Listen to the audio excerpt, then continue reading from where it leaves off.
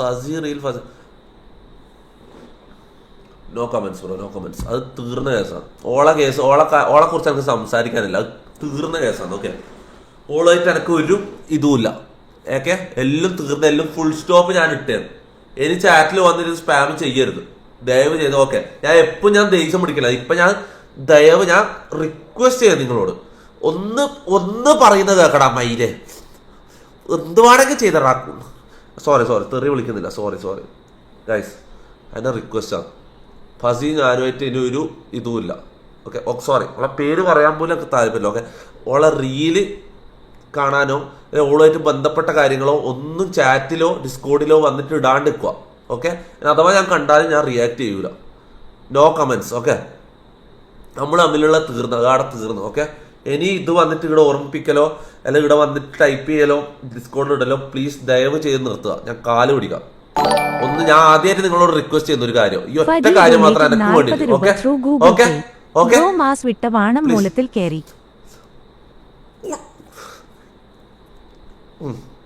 Sorry. Okay, നിങ്ങൾ പറയുന്നത് ഒന്ന് കേൾക്കുക, എന്നെ അത് ഓർമ്മിപ്പിക്കാണ്ട് പോവാ. ഓക്കെ, ആ കേസ് വിട്ട് ഫുൾ സ്റ്റോപ്പ്. ഓക്കെ, കഴിഞ്ഞ് അൺഫോളോ എല്ലാം ചെയ്താലും കഴിഞ്ഞു. ഓക്കെ, തീർന്നാണ്.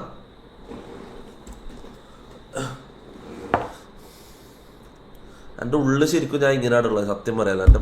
എൻ്റെ മനസ്സ് ഞാൻ ഇങ്ങനെയുള്ളത്. ഞാൻ പുറത്ത് ഞാനിങ്ങനെ കളിച്ച് ഇരിക്കുന്നുണ്ടെങ്കിലും ഞാൻ ഉള്ളിലൊരു ഡിപ്രഷൻ അടിച്ചൊരു കളവനെ പോലെയാണ് ഞാൻ ഉള്ളത്. സത്യം പറയാം, എൻ്റെ ജീവിതം അങ്ങനെയാണ് ഇപ്പോൾ ഉള്ളത്. അത് നിങ്ങൾ മനസ്സിലാക്കണം. എൻ്റെ ഫീലിങ്സും കൂടി നിങ്ങൾ മനസ്സിലാക്കണം ദയവ് ചെയ്ത്.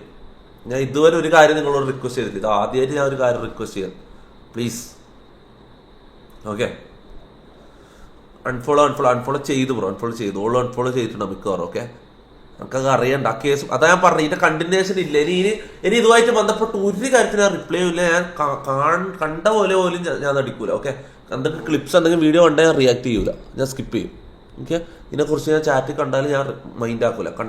കാണാത്ത പോലെ വെക്കും.